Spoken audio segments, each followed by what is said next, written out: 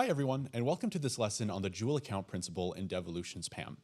This best practice focuses on enhancing your security posture by ensuring that privileged users operate with two distinct accounts.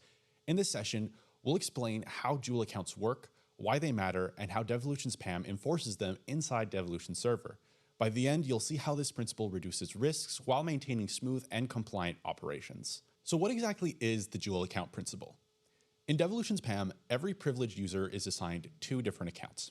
A low-privileged account used for everyday tasks like reading emails, browsing the web, or collaborating with colleagues, and a high-privileged account, reserved strictly for administrative actions, things like modifying system settings, managing infrastructure, or accessing sensitive resources. This separation is critical. It prevents elevated privileges from being exposed during routine activities where most compromises happen. In other words, your administrator doesn't walk around with all the keys just to check their inbox. The reason this matters and why people follow this principle is risk reduction. If somehow malware or phishing compromises a low-privileged account, the attacker won't gain immediate access to critical infrastructure. Elevated rights remain protected inside the PAM. This aligns directly with the principle of least privilege, which is a principle that says users should only operate with the rights they truly need at a given moment. This then makes monitoring and auditing far easier since you can clearly distinguish between routine user activity and privileged administrative actions.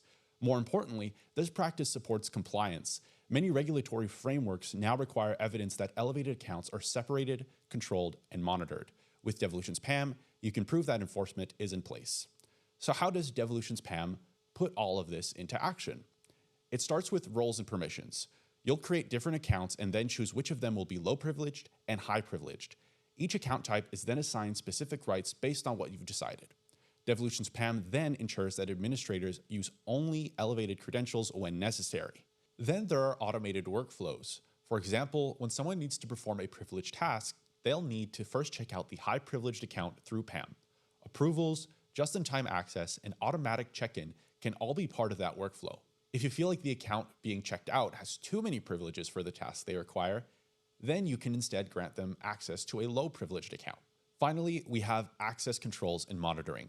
Devolutions Server and Hub records who accessed what, when, and why. Privileged sessions can also be tracked and audited, creating a clear accountability trail for security teams and auditors. To wrap things up, the dual account principle is a best practice that significantly enhances security.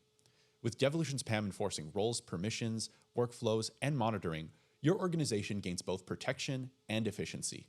If you'd like to know more, I'd highly recommend consulting our knowledge base and documentation articles.